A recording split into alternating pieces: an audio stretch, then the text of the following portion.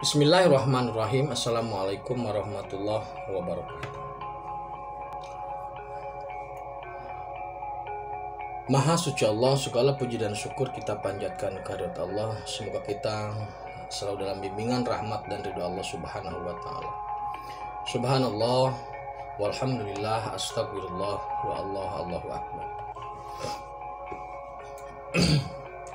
Kembali kami dari tim Raja Wali Nusantara. Kali ini akan membahas terkait dengan iblis provokator dan setan kalkulator. Iblis koplokator dan juga setan kalkulator ini selalu menjadi momok yang menakutkan sebenarnya bagi pihak-pihak yang menyadari. Kehadiran iblis dalam diri manusia atau kehadiran setan atau pola menggoda iblis dan setan dalam diri manusia itu sangat lembut untuk pihak-pihak atau untuk orang-orang yang memiliki kesadaran penuh. Dia sangat lembut, masuknya sangat lembut, godaannya itu sangat halus.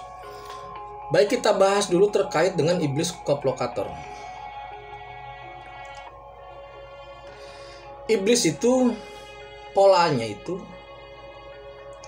pembangkangan. Jadi bagaimana caranya agar manusia itu membangkang dari suatu perintah? Karakternya begitu. Yang kedua, karakternya itu setelah melakukan pembangkangan maka lupa. Jadi bagaimana caranya agar manusia membangkang kemudian lupa terhadap Gusti Allah? Itu kerja iblis, levelnya di situ. Sedangkan kerja setan itu bagaimana caranya, polanya menjadikan manusia itu menjadikan orientasi manusia hanya pada harta. Tujuannya apa? Tujuannya supaya juga sama kesannya supaya lupa kepada Allah. Jadi menjadikan Tuhan-Tuhan yang lain selain Allah. Jadi kalau iblis blank supaya lupa, kalau setan menjadikan Tuhan tapi 2, 3, 4 gitu. Nah, iblis koplokator ini biasanya masuk dalam setiap momentum dari berbagai sudut. Bisa dari depan, bisa dari belakang, dari atas, dari bawah. Tiupannya sangat lembut dan sangat halus. Dan serengkatannya ini kurang ajar. Dia bisa karena kecepatan iblis luar biasa ya. Kecepatannya luar biasa. Jadi dalam setiap momentum itu dia bisa masuk. Ketika kita agak marah dengan anak, iblis langsung masuk, tes gitu. Ketika marah dengan istri atau istri marah dengan suami, iblis masuk, tes. Kemudian ketika umpamanya kita di jalan, senggolan motor, senggolan mobil, iblis langsung masuk, tes. Ketika kita bawa motor, kemudian di depan ada yang nyalip, langsung panas, iblis masuk, tes. Jadi daya dorong iblis ini luar biasa. Kalau jin itu dia lembutnya itu dia mendorong manusia untuk ibadah bagi yang suka ibadah karena dia butuh pahala gitu loh. Jadi bagaimana cara supaya orang itu beribadah untuk pahala. Tapi kalau iblis itu memang pembangkangan. Gitu. Jadi yang lain melaksanakan syariat ini tidak. Dengan alasan sibuk, di akhirat juga belum tentu ada neraka, ada surga. Jadi pembangkangannya seperti itu. Kalau sudah pembangkangan, upaya berikutnya adalah melupakan Allah. Allah tidak ada, itu Allah, kayak begitu.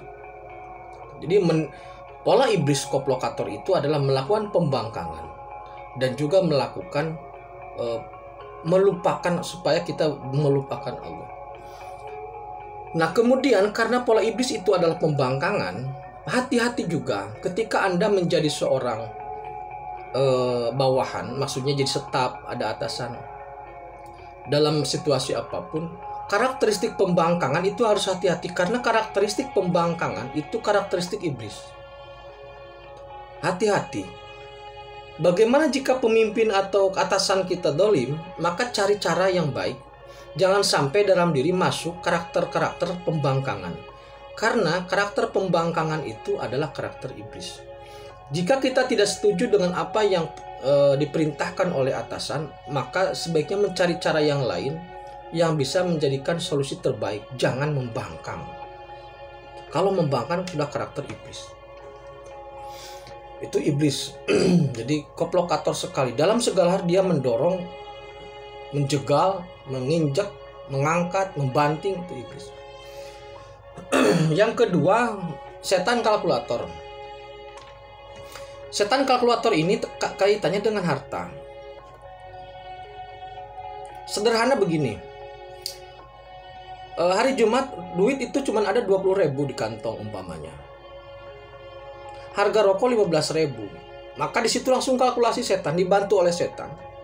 Seorang laki-laki mengkalkulasi harga rokok 15, maka harga untuk kotak amal jariah itu 5.000. Itu kalkulasinya setan.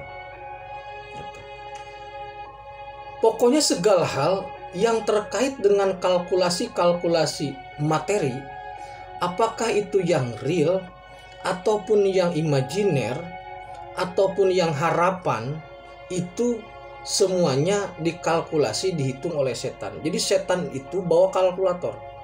Kepalanya gede, bibirnya gede, bawa kalkulator. Tak cepet dia, cepet. Dia mengkalkulasi segala pola kemungkinan kita dalam memberi ataupun menerima. Kalau kita mengantarkan ini, maka kita akan dapat ini segini, nanti dapatnya segini, untuk ini segini, untuk ini segini. Dikalkulasi, padahal itu imajiner. Itu harapan palsu. Ketika kita kehilangan uang, kita punya uang receh 100.000, hilang 10.000. Dicari sampai jungkal-jungkelan. Karena apa? Setan langsung mengkalkulasi. Dihitung 100 dikurangi 10 sama dengan 90. 90 tambah 10 sama dengan 100. Karena tidak ada 10 maka masih 90. Maka untuk jadi 100 harus dicari yang 10. Jadi setan kalkulasinya cepat. Kurang ajar juga setan itu. Dia mengkalkulasi setiap umpamanya kita memberi. Wah, ini ada nggak timbal baliknya? Dikalkulasi. Hati-hati itu dengan kalkulasi-kalkulasi seperti itu. Nah, apakah semua hal terkait materi, kalkulasi materi itu setan? Tidak juga. Kita berjualan, dagang, maka harus dikalkulasi dengan benar. Jadi biasanya kalkulasi yang terkait dengan setan itu kalkulasi yang ada yang karakteristiknya itu spirit atau imajiner. Kalau di dunia real fakta itu biasanya lebih kepada kalkulasi matematis, itu halal saja.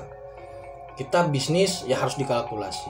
Tapi ketika kita ada harapan untuk menerima, ada harapan memberi dan untuk menerima, ada harapan untuk mendapatkan sesuatu yang tidak pasti dengan kalkulasi-kalkulasi yang imajiner, harapan kalkulasi dalam pondasi harapan, dalam kerangka imajiner, maka nanti hasilnya semoga dan mudah-mudahan. Itu yang bermain setan. Kalau seandainya tidak hilang 10.000, maka yang 90.000 ini masih utuh 100.000. Padahal yang 10.000 sudah hilang karena itu sudah masuk dalam ruang imajiner. Sehingga seharusnya yang 10.000 tidak lagi dipikirkan, syukuri yang 90.000. Nah, mengkalkulasi yang hilang ini adalah pekerjaan setan.